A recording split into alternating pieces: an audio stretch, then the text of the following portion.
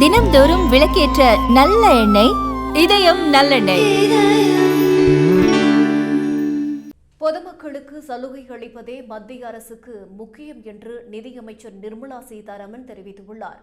ஜிஎஸ்டியில் மேற்கொண்ட சீர்திருத்தம் குறித்து தனியார் தொலைக்காட்சியில் பேசிய நிர்மலா சீதாராமன், ஜிஎஸ்டியில் சீர்திருத்தங்களை மேற்கொள்ளும் போது மாநில அரசுகள் மட்டும் தங்கள் வருவாயை இழக்கப் போவதில்லை, மத்திய அரசும் தனது வருவாயை இழக்கும். வருவாய் இழப்பை பற்றி மாநில அரசுகளைப் போலவே மத்திய அரசும் கவலைப்பட்டால் பொதுமக்களுக்கு யார் நிவாரணத்தை வழங்குவது என்று கேள்வி எழுப்பியுள்ளார்.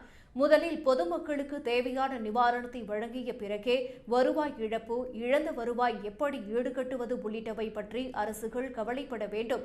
குறிப்பாக கொரோனா பெருந்தொற்றின் போது வருவாய் இழப்பை பற்றி பிரதமர் நரேந்திர மோடி கவலைப்படாமல் அனைத்து இந்தியர்களுக்கும் 2 முறை கொரோனா தடுப்பூசி வழங்கினார்.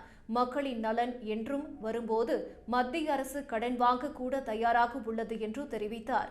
மேலும் மத்திய அரசு என்பது மாநிலங்களுக்கான நன்கொடையாளர் அல்ல என்றும், மத்திய அரசும் மாநில அரசுகளும் தங்களின் வரி வருவாயை விட்டுக் கொடுத்துதான் ஜிஎஸ்டி கட்டமைப்பு உருவாக்கப்பட்டது என்று நிர்மலா சீதாராமன் கூறினார்.